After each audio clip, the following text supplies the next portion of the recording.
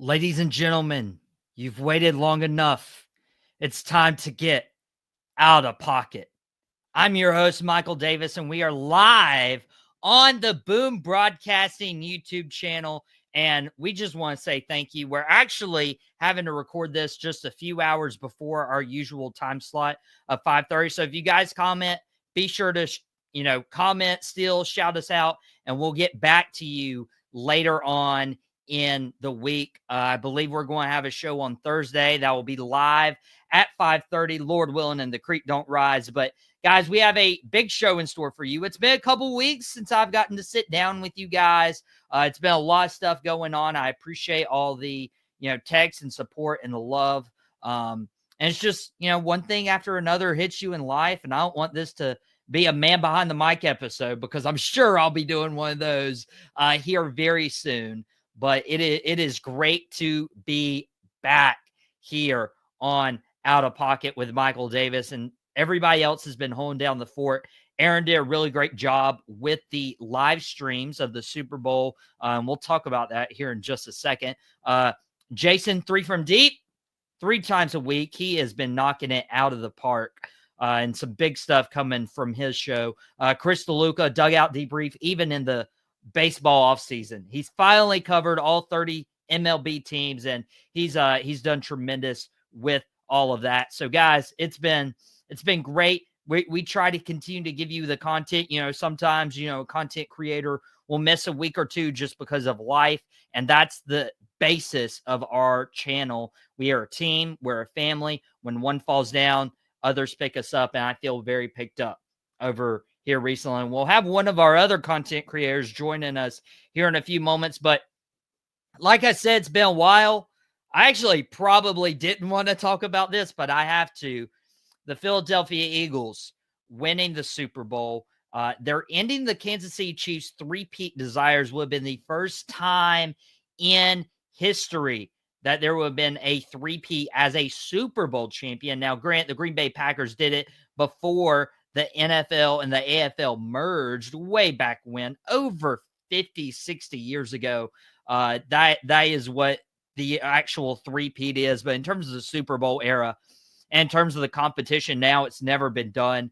And I thought the entire year, not just this season, I thought the entire year that Kansas City was going to do it. And again, to be the man, you got to beat the man. And I know that's a reference to Ric Flair. Woo! I know there's been a reference to the Eagles falling short, just like Cody Rhodes did against Roman Reigns, and then came back the next year. And there's parallels to the Eagles coming back 2 years later to beat Patrick Mahomes and the Kansas City Chiefs. I want to say this about the game. About the game itself, it wasn't competitive. Philadelphia came and they just felt like they wanted it more. That's all it was. It felt like they wanted this game more. Kansas City thought they were going to go in and be the three-time Super Bowl champion back to back to back. And you still have to play the game, because any given Sunday, that can happen. That can happen. Philadelphia was hungry. They wanted that first Super Bowl, and Kansas City got very complacent. That is what I saw from this game, because there is no reason at some point in this game in the third quarter it was going to be 34-0 on either side. I didn't expect a blowout on either side. I thought Philadelphia was going to show up. I thought Philadelphia's defense was going to help, but Patrick Mahomes should have been better than the Philadelphia Eagle defense. And unfortunately, it wasn't. Nobody stepped up. And I mean nobody. Offensively, defensively. And before you knew it, it was out of reach. It was completely out of reach. And it wasn't that fun of a Super Bowl for Chiefs fans. I'm sure it was, fun for Eagles fans. Mike and Sean, a couple of our Eagle content creators here on Boom Broadcasting, they have wrestling podcasts just like myself. We'll get to bring back tomorrow, and we're going to do a wrestling segment here in a few minutes. But it hurts to say congratulations to the Philadelphia Eagles, because not only did they show up in the big game. Not only did they show up in the Super Bowl, but you know what they did? They showed up in free agency. They showed up in the draft. They showed up pretty consistently through the last 365 days. Now, a title is not won in August in preseason. A title's not won in free agency. A title's not won in the draft. A title's not won in week 7 when you're about to hit the trade deadline. The season's not even won in the Super Bowl. You know when the season is won? Day in and day out. And that is what the Philadelphia Eagles did, and kudos to them. They went out and they got Saquon Barkley. They went out and locked up some of their big stars when other teams don't want to. Dallas Cowboys didn't want to go out and pay a running back. I would have paid so much money for Derrick Henry, but I would have probably paid double for Saquon Barkley if it meant Barkley would not be on the Philadelphia Eagles. Would you? I would. Saquon Barkley, that signing helped Philadelphia win the Super Bowl. That's it. That's all it did. That's all it helped. Philadelphia Eagles go out and get Cooper DeJean in the draft. And I was like, that guy ain't going to stop CeeDee Lamb. But they retooled their defense, had Darius Slay as a veteran, had C.J. Gardner-Johnson back from their Super Bowl run a couple years ago. I mean, all the pieces went into place. And even when Nick Sirianni was on the hot seat, the Philadelphia Eagles regrouped, retooled, relied on Saquon, relied on that defense. And defense does win championships. As much as people don't like hearing that from Mavs GM Nico Harrison. And he has taken a lot of the flack off Jerry Jones, and I'm glad. But Jerry, the pressure is on you if you want to, continue to buy this occupation that you have. I mean, you need to do something in free agency. Look at what the Philadelphia Eagles did. Okay, here's what they did. For free agency, they went out and got a position of need, running back, that would take the toll off Jalen Hurts from having to do it all. In addition to that, they locked up their guys. The Eagles have 2 very high-paid wide receivers. Okay, look at Dallas. They got rid of Michael Gallup. They got rid of Amari Cooper because they felt like they couldn't pay them all. And then offensive line. Dallas did get rid of Tyron Smith. He was towards the end of his, playing career. He was getting hurt a lot. You couldn't rely on him week in, week out. But Tyler Biadasz was very, very good at center. And they're like, we don't want to pay him $10 million, so we're going to let him go. Actually, we're going to let him go to the Washington Commanders. That's what we're going to do. And it frustrates me to no end that the Eagles have a high-paid quarterback, 2 high-paid wide receivers, 3 high-paid offensive linemen, and still got to sign Saquon Barkley and still made the Super Bowl to beat the juggernaut Super Bowl champion Kansas City Chiefs. So as much as this probably hurts Kansas City fans, they still have 2 Super Bowls. But Dallas, you need to do a little bit better. Now, I do have a special guest join me in a couple minutes, but I did want to unfortunately touch on that Super Bowl. I did want to challenge not only Jerry Jones, but the NBA All-Stars, because this weekend was not good. This weekend was just a demonstration of how bad the All-Star weekend is. And it's not the association. It's not Adam Silver. It's not the fans who are voting, so on and so forth. You know what makes it bad? The All-Stars don't care. They don't care. When you have Victor Wembanyama and Chris Paul in that skills challenge, and they decide to just not care, don't even shoot the ball, just throw it out of the basket, and then they're like, oh, we're disqualified because we can't do that? Really? Do you think a veteran like Chris Paul didn't know what he was doing? He's been in the league like 18, 20 years. Why would he not? So that was very disrespectful, and that was a waste of our time. Now, there are players who did show up. Tyler Hero, congrats on winning the 3-point challenge. McClung, 3-time, 3-peat actually, dunk contest champion. And then the All-Star game. It was just like, again, the old saying goes, not a lot of defense, not a lot of people who care. That allows Steph Curry to shoot from the logo wherever he can, however he'd like to. And he's obviously the all-star MVP because, yeah, he can shoot from the logo. He can shoot from half court and make shots because nobody's going to play defense on him.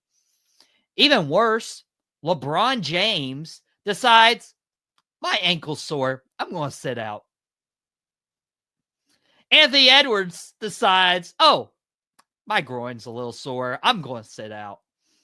And you know what bothers me about this? You could say, fans save up all their money to go to one home game a year and their favorite star sits out. Well, that's a competitive game. Who knows at what point in that season it is? That's the issue, right? Well, when you go and purchase tickets for an all-star game, you're expecting to see all the stars. LeBron James, who knows how many of these he has left? This might be his last year.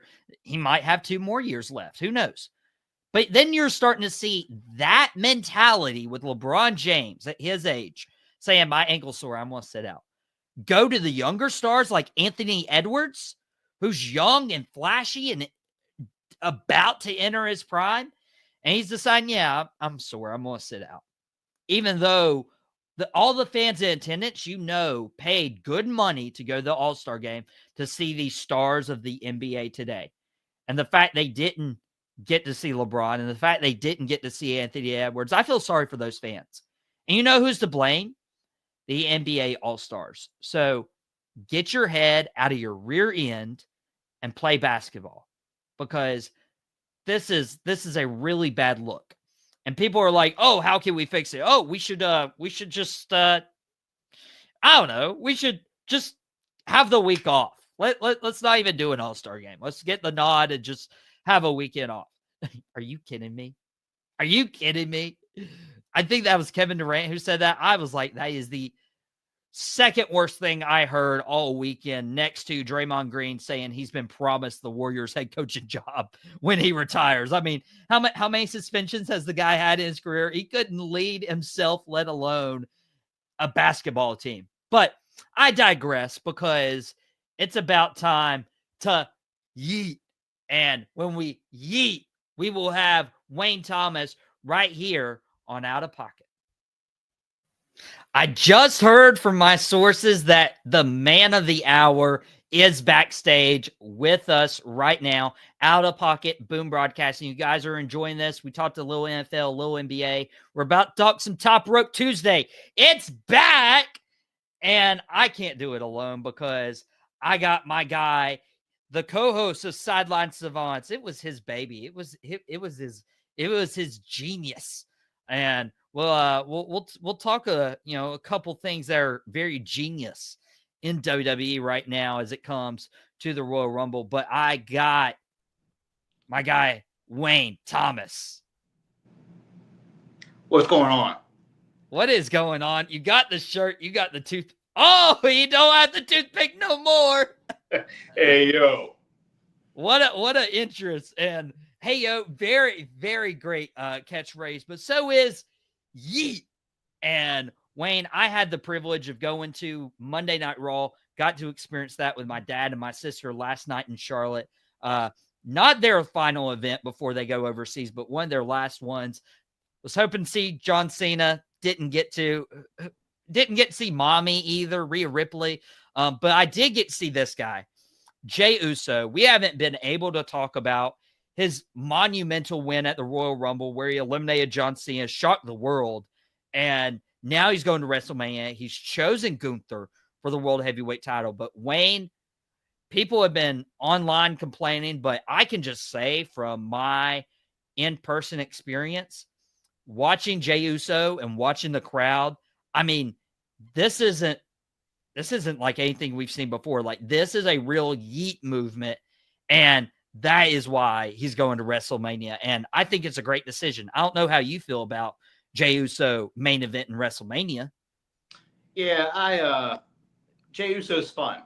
You know, he has one of the best entrances in wrestling. He's certainly over with the crowd. I don't know if a fun gimmick and a great entrance warrants a main event title shot at WrestleMania.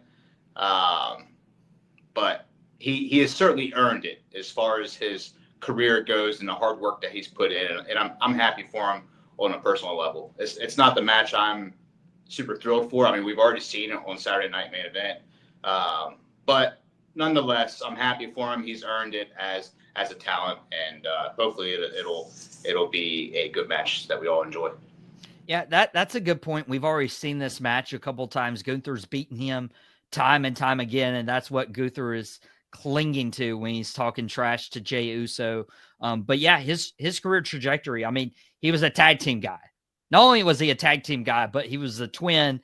And for most of the time, you're like, which one's Jey? Which one's Jimmy? And then it wasn't until Roman established himself as the tribal chief that Jey Uso was able to become main event Jey Uso. And now he's earned that title. He's going to be the main event of WrestleMania, challenging Gunther. You mentioned we've seen this one before. Would you have preferred Jey to go against Cody instead? Would you have preferred even just a third man added to this match to kind of add a little flavor to it?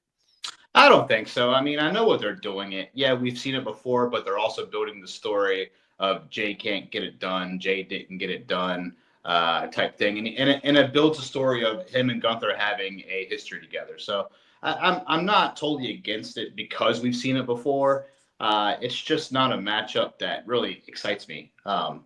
That's all. But I get what they're doing, and Gunther last night, man, fantastic. I mean, the line, which is actually a Zack Sabre quote, so respect to him using that line. But when he told the audience, me entertaining you is like reading Shakespeare to a dog. I mean, horning in on the idea of Jey's just a fun guy and this is real cool and whatever, and you guys don't like legitimate great wrestling that the ring general brings. I thought that was fantastic. So there's good stuff in it. It's just not a match that I thought would excite a whole lot of people seeing again at WrestleMania. But again, good for Jey. I'm not here to hate on the guy. I think he's a tremendous worker and he deserves the opportunity. Yeah, he definitely deserves it. And Gunther's promo also coming through the crowd, which you never see Gunther do. And then just as he's walking by kids, he was like, "Get off me." Yeah. I mean, what a testament to how over Jey is. I mean, especially with the kids, seeing all those kids in the audience. I mean, he might be the top babyface in the company right now, easily. Even more so than Cody? I think so. I really think so. Wow. What's made him like? Is it the entrance? Is it the entrance? It's fun. It gets everybody involved. I mean, I've been to a couple live events when Jey Uso comes out, and not the biggest Jey Uso fan, but when that music pops on and that lights come on, you see Michael Cole even getting up and getting in on the action. I mean, you can't help but to have fun with it, and it reminds me of the R-Truth factor. I mean, everybody loves him because he's goofy and he's fun. And he has these punchlines, and I don't know. Like, I'm not saying Jey's on. I'm not saying they're the same level, but I'm saying as far as fun goes, and that's why he's over. He's just entertaining. Yeah. So does this mean that we get to see Wayne yeet? Oh, I'll yeet. You'll yeet? Yeah. Yeet. Only on Outta Pocket with Michael Davis on Boom Broadcasting, the co-host of Sideline Savants. Now, Jey Uso's challenging Gunther, and over the last couple of weeks, we've seen some qualifying matches for the Elimination Chamber for the right to challenge the undisputed WWE champion, which appears to be Cody Rhodes going into WrestleMania. This is a weird chamber to me, Wayne, I'll be honest, because you have CM Punk and Seth Rollins. And to me, I feel like CM Punk, Seth Rollins, we're setting up for something at WrestleMania between the two. Like, that was the plan last year. I know we did it for Raw on Netflix, but it doesn't sit well with me that CM Punk beat Seth Rollins on that Netflix debut. We need to see more from this. Maybe Roman Reigns gets involved somehow and it becomes, maybe a triple threat. And then you have Drew McIntyre and Damian Priest, both SmackDown superstars, and both of them could easily challenge Cody for the title, more so Drew McIntyre. But I did notice Damian Priest eliminate Drew McIntyre at the Royal Rumble. Maybe they're setting up something Drew versus Damian at Mania. Logan Paul, if Logan Paul main event WrestleMania against Cody Rhodes for the title, I would lose my mind. I know it's happened at Saudi shows, but not for WrestleMania. Please do not have it at WrestleMania. And then Cena. I mean, that's the other guy. But Wayne, I'm not sold on that, because if it's going to be John Cena versus Gunther, I could buy it. But John Cena versus Cody, I feel like the fans want John Cena to have the 17th world title so bad that I could see fans turning on Cody at WrestleMania to cheer on John Cena. I don't see how that could be feasible. Yeah, I never thought of it that way. I mean, that's who I think's going to win it. But you're right. I mean, it's a very strange situation, because, going back to even, Jey and Gunther. I mean, I can't imagine Jey loses after he's already lost to him before. And then who's gonna? I don't know. It's just strange to me. Some of the booking here, I don't know what they're doing, which is probably a good thing, because it's not as predictable as what we can call. But yeah, it's definitely an interesting booking. And the women's, I have no idea what's going on with that. I don't know who's gonna win the women's. Oh yeah. Well, and we're kind of leaning like it's going to be Charlotte Flair and Tiffany Stratton, right? Right. Yeah. Okay.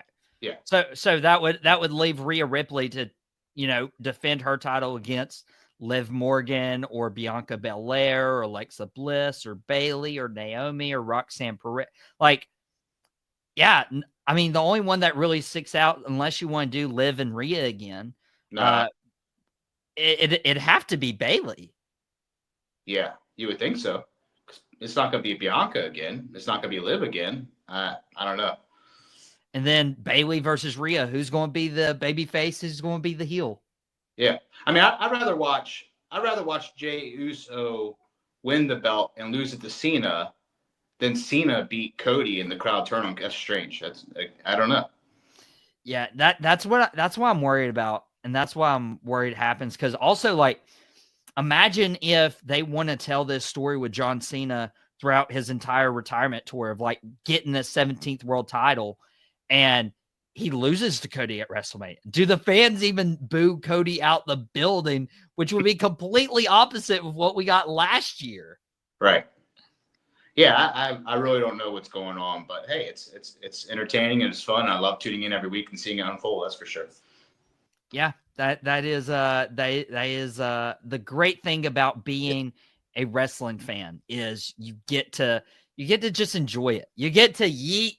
You get to go to shows. You get to watch the road to WrestleMania as Raw's going internationally for the next few weeks. We'll be continuing to cover stuff. I'm appreciative of Mike for hopping on the Nightcap, doing a solo run. It was just him, Moose. I feel bad because I'm usually his tag team partner. But Monday Night Mike's hopefully gets back here soon. And maybe Wayne could get on a Nightcap. I'm down. Yeah. Maybe a AEW Dynamite if that comes back. Please.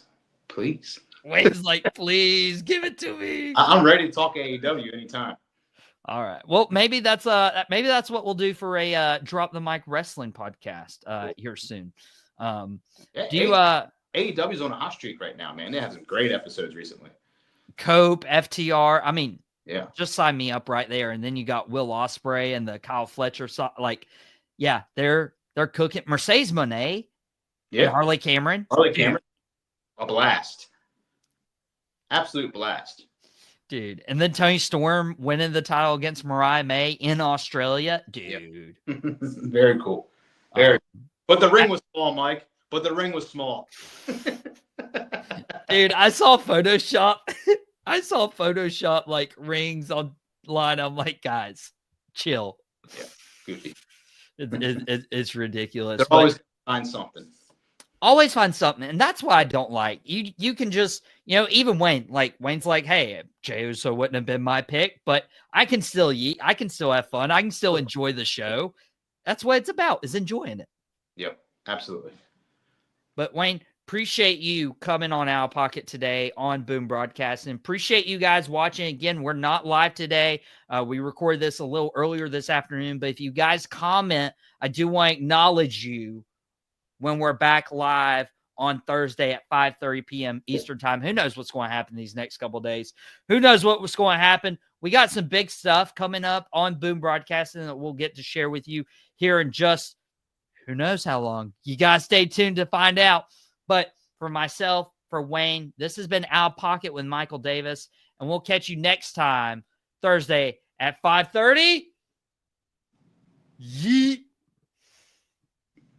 Well, that's it. I really hope you enjoyed it. We had a ball making it. Thank you.